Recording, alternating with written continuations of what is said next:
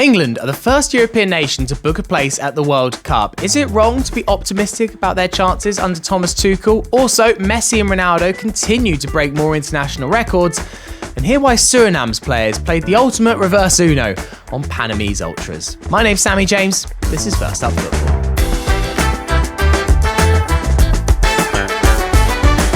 Plenty of World Cup qualifiers last night, so we'll get straight to it. Firstly, we have Europe's first official qualifier for next summer's World Cup as England officially joined the party thanks to a 5-0 win over Latvia in Riga. Despite a slow start to qualifying in terms of scoring goals, it's been a very emphatic end with consecutive 5-goal margin victories on the road.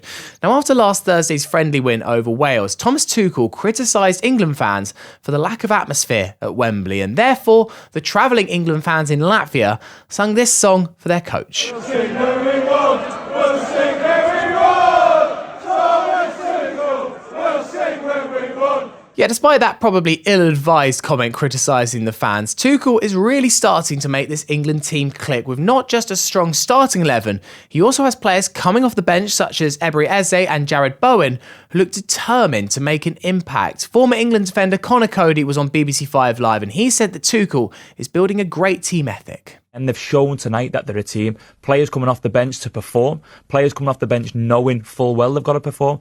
And we mentioned about Thomas Tuchel sending a message, not just to the players who aren't in the squad and what they need to do to get back into it, but it's also to the players who are there. There were also new qualifiers elsewhere across the globe. In Group C in African qualifying, there was a 3-way battle for top spot between South Africa, Benin and Nigeria. This would have been wrapped up sooner for South Africa, were it not for a 3-point deduction for fielding a suspended player in a qualifier.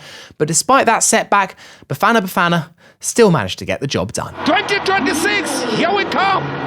Each on the bench of South Africa. Those were the sounds of South African TV as their team booked a spot at the tournament for the first time since they hosted the World Cup back in 2010. They'll be joined by Senegal and Ivory Coast from Africa, who also secured their qualification yesterday. In Asia, there were 2 more nations who can officially say they're on the plane. Those were Qatar and Saudi Arabia, who controversially were each selected by the Asian Football Confederation to host these mini tournaments that decided the next 2 qualifying spots. And shock horror, the home advantage was pretty beneficial to both nations. Back in Europe, and Cristiano Ronaldo was busy making international history again as he became the top goal scorer in World Cup qualifying history with 41 goals. He scored twice during Portugal's 2-2 draw against Hungary, a result that leaves Portugal a couple of points shy of securing a World Cup spot. Those 2 strikes took CR7 to 948 career goals. We know he won't rest until he hits that 1,000. And then, never one to be outdone, Lionel Messi was making his own international history on Tuesday night as he claimed the record for all-time international assists. Argentina thrashed Puerto Rico 6-0 in a friendly, and Messi claimed the 59th and 60th international assists of his career, which means he surpasses Neymar's existing record. Meanwhile, for Argentina's eternal rivals, their friendly didn't go quite so well.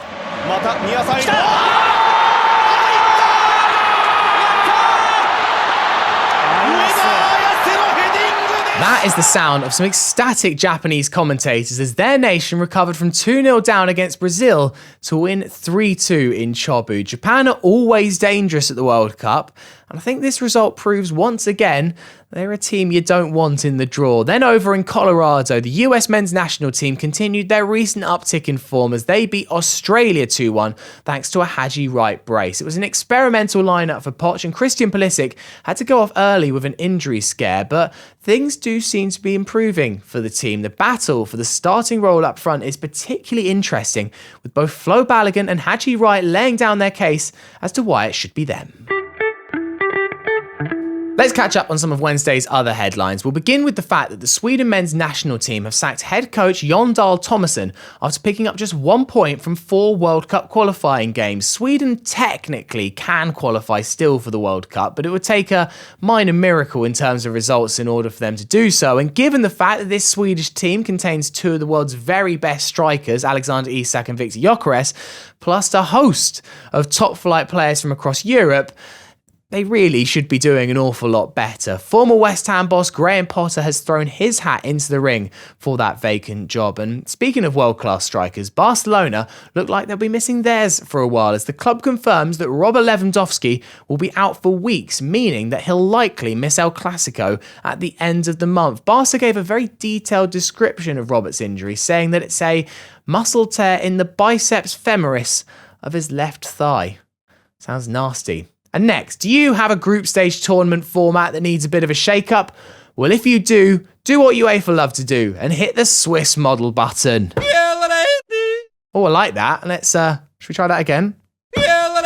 Very nice. Yes, after successfully zhuzhing up the Champions League with the big 36-team group stage, UEFA are thinking that a big old group could be a good way of improving World Cup and Euros qualifiers. And whilst I do agree that international qualifiers aren't the best, ultimately though, if you're going to allow 16 European nations to reach the World Cup and have 24 nations at the Euros, nothing you come up with is going to make it particularly exciting for the big nations. However, it'll probably be good for TV ratings and sponsors, which is all that matters, I guess, in the end. And whilst we're on the topic of European qualifiers, is there a chance that San Marino, ranked 210th in the world, could qualify for the World Cup? Well, if you said absolutely no way, well, you're wrong. Ha! Although, actually, it's particularly unlikely. But there is still a chance. San Marino finished top of their Nations League group last year, beating other minnows Liechtenstein and Gibraltar to top spot. And due to UEFA's ridiculously convoluted qualification process, which allows some Nations League winners a potential backdoor to the playoffs, there is a chance. It means that despite San Marino losing all 7 of their World Cup qualifiers by a combined score of 32-1, they could, in theory, get a place. Now, I can't be bothered to explain all the permutations, but effectively, if 2 of Wales, Romania or Northern Ireland can break into the top 2 of their groups, a scenario that actually is plausible, then San Marino will be in the elusive playoffs. However, to qualify for the World Cup, they would still need to beat 2 nations to make it to North America, which, considering they've never won a Euros or World Cup qualifier, they should just book their flights now, I guess. Finally, can we just talk about the madness going on in CONCACAF World Cup qualifying? Given that the USA, Mexico and Canada are automatically qualified, there maybe hasn't been too much attention placed on who might get the Confederation's 3 automatic spots. But there are some countries in the mix that are pretty eye-catching. Suriname, the smallest country in South America who have never qualified for a World Cup, atop of Group A, just ahead of Panama after drawing 1-1 there on Tuesday. And there was a brilliant moment in the build-up to this game as Panama fans tried to play loud music outside Suriname's team hotel to disrupt their preparations. But instead of trying to sleep through the music, Suriname's team went outside to join the party.